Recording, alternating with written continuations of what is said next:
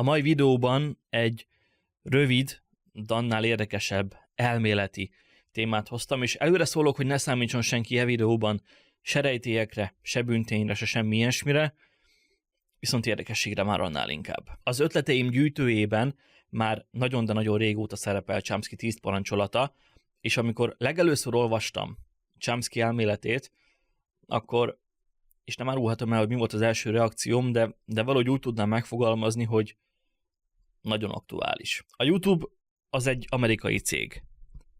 Ezért van pár kötelező mondat, amit muszáj megejtenem már most itt a videó elején. Ha a következő percekben elhangzottak bármilyen hasonlóságot mutatnak a valósággal és a társadalmunk jelenlegi képével, az csupán csak a véletlen műve. Nem akarom játszani a felbújtó szerepét, ezért én azt mondom, hogy a következő percekben elhangzottak semmilyen módon nem állnak kapcsolatban, még egy halvány kismértékben sem a valósággal. Ebben a videóban Noam Chomsky tételeiről beszélek majd.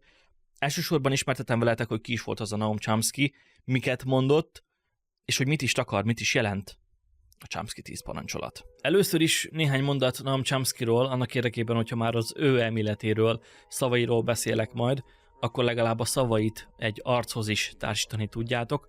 A professzor a nyelvtudomány terén végzett elég komoly kutatásokat, amelyek később több tudományágra is hatással voltak. A nyelvészeten kívül a mester foglalkozik még a politikával, a pszichológiával, informatikával, történelemmel, filozófiával, szóval egy elég sokszínű, valamint egy elég okos emberről van szó.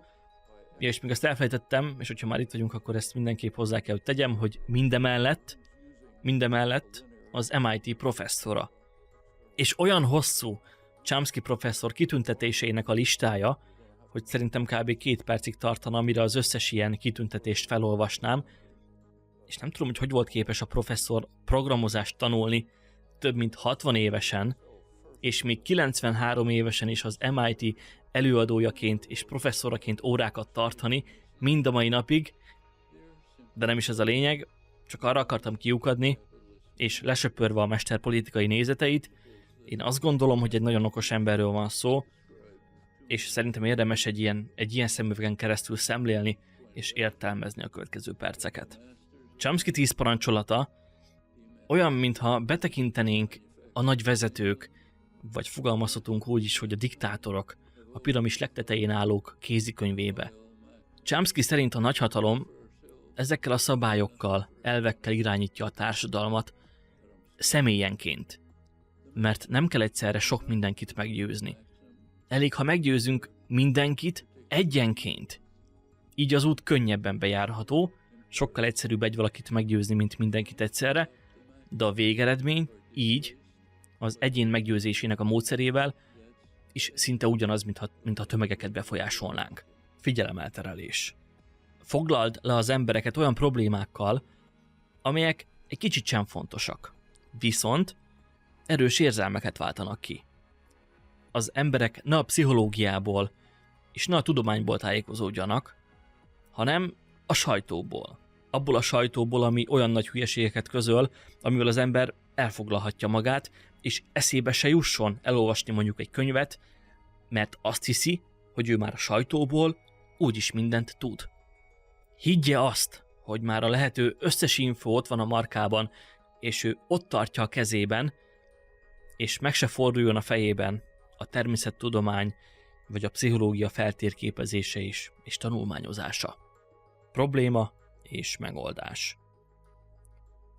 Ahhoz, hogy a nép politikai vezetőként tekintsen rád, ahhoz el kell érned azt, hogy azt érezzék, hogy te vagy a nemzet megmentője. Hozz létre nem létező problémákat, amelyek kapcsán az emberek aggódni kezdenek, majd old is meg ezeket a nem létező problémákat. Ezáltal úgy léptél egyet azon a bizonyos létrán, hogy nem csináltál és nem tettél semmit. A nép az hálás lesz, hogy megoldottad a nem létező problémákat, sőt, a nép nem csak hálás lesz, hanem később saját maguk fogják kérni, hogy zárd őket idézőjeles börtönbe. Lassan, de biztosan. Ha bármilyen súlyos megszorítást szeretnél bevezetni az országban, akkor törekedj arra, hogy ez a lehető leglassabban következzen be. A nép annyira el van foglalva a mindennapi életével, a számlákkal, a bürokratikus rendszerrel, hogy észre sem fogja venni, hogy a nyaka körül szépen lassan szorul a hurok. A nép az lassan, de biztosan hozzá tud szokni a rosszhoz, sőt, nem csak hozzászokik, hanem még örülni is fog, hogy nem egyből a legrosszabb következett be. Ezzel a módszerrel úgy tudsz megszorításokat létrehozni, hogy az emberek ahelyett, hogy felháborodnának, még örülni is fognak, és azt mondják majd, hogy lehetne ennél sokkal rosszabb. A késleltetés stratégiája. Ha esetleg van olyan megszorítás, amit nem tudsz a lassan, de biztosan elvével megoldani, akkor jöhet a késleltetési stratégia. Meg kell győzni az országodban élő embereket, hogy minden rossz, ami most jelenleg az országban történik, az azért van, mert építjük a sokkal szebb jövőt. Az emberek képesek elviselni a rosszat, ha legbelül tudják azt, hogy ez valamikor, majd valamikor a távoli jövőben ez sokkal jobb lesz. Vagy ha nem is nekik lesz jobb, akkor a gyermekeiknek vagy az unokáiknak ezáltal sokkal jobb lesz, hogy ők áldozatot hoznak. Az emberek, és hogyha kell, akár évszázadokon át is elhiszik azt a mesét, hogy azért kell ennyi és ilyen nagy mértékű áldozatot hozni, hogy a következő generációnak, a gyermekeknek, az unokáknak sokkal, de sokkal jobb legyen. Mint egy gyermek. A legegyszerűbb módja az üzenet átadásnak az az, hogy úgy kezeled az embereket, mint a gyerekeket. Úgy beszélsz hozzájuk, mint egy óvodás csoporthoz. Egyszerűen, érthetően. Az üzenet, amit át akarsz adni a népnek, az legyen nagyon egyszerű. Legyen rövid, legyen egyszerű, legyenek egyszavas üzenetek, silány szóhasználattal, minimális szókincsel, annak érdekében, hogy az üzenet az könnyen megrágható és könnyen fogyasztható is legyen. Ennek hatására a nép lassan, de biztosan sokkal naívabb lesz, előbb vagy utóbb leszokik majd a vezetők megkérdőjelezéséről, és persze az átadott üzenetek megkérdőjelezéséről is. És amint ezt elérted, az egyén a te szavadat ezek után már szinte tényként fogja továbbadni a szomszédjának, aki szintén továbbadja az ő szomszédjának, és így tovább.